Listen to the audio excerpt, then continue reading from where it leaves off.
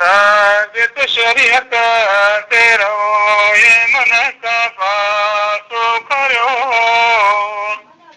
मजो मोहम्मद मुस्तफा दो आज आदर वड़न नंद चले सा यो सफर जो करमिया मो गोनती सो समेरा फिल बंदो पुणो ये तुझो न वतन सख्त मंजर पराऊं कन सुस्ती के सुजान फैसलो दे के न कर समझ साथी क्या सजना इंजान फानी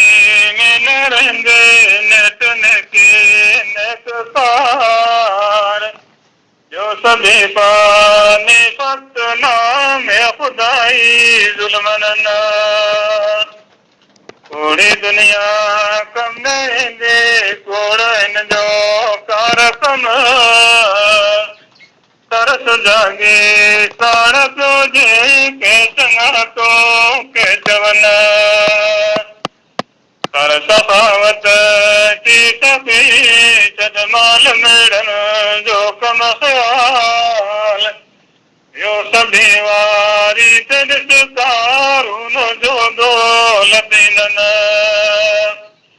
रात दिन डोड़न दुकन में उम्र वही सदा हालत पंहिंजे के पते रात वट जीवन शायद अदा तो आई समझो ता सदाऊं दस हयात तेन भेजे चाहते दास कबूर के रखना जान वही जो बन जवानी के कबो पीरे में पंद जिस जिस खती सफर जीत न साथ दुश्मन चौथी मगरूर तुंडो भगते बरमने अजन जे के सुबह दो के नौंडो कर जतन समझ कर दुनिया चवनता आए कीमत जीवनी जेते को पकड़ दे उते लाश लुड़ना आईने मान खानो मर्द तुझो मागना पकड़ दो पूरन के व्यालंगी के चालंगना बेनकाई हयाती जिया पाने जे चंड के सुखा सावातिया के पूर्ण सरवा प्या सुकना याद कर सो वक्त बंदा खुदा जा खौफ कर के जन्नत तक दे दो के पया पाने जन्नत काल कपड़ा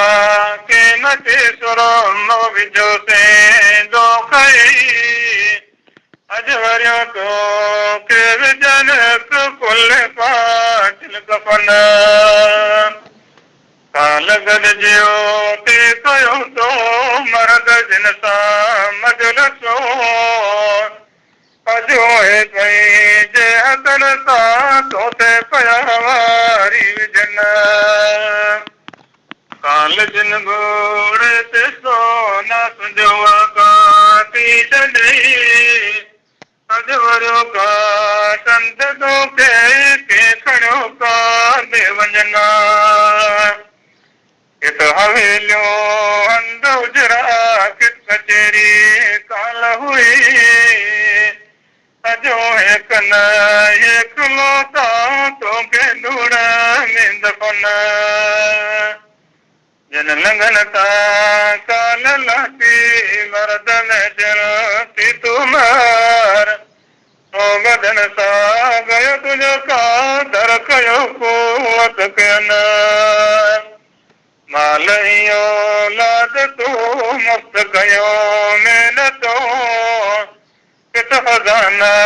खान तुझाद साले खाली अटन जिन अज़ीज़न के वञो तो ॾींहं डोरी ते ॾिठो तंहिं तुंहिंजी हिन सफ़र में यादगिरी कान कुन जिन सिधा कयो रायक में माल औलाद सर मंज़िल मक़सद के सो कोण रब राज़ी कयो रसन पढ़ नमाज़ो रब जे रोज़ा दे तक़ीदारे ज़कात जे पढ़े तो बेजी तस्बीह से तो मतलब के रसन मोमिनन के दे मुबारक आज़माशा मौलवी तनख़्वाह दोज़ख दूर थियो जे कलब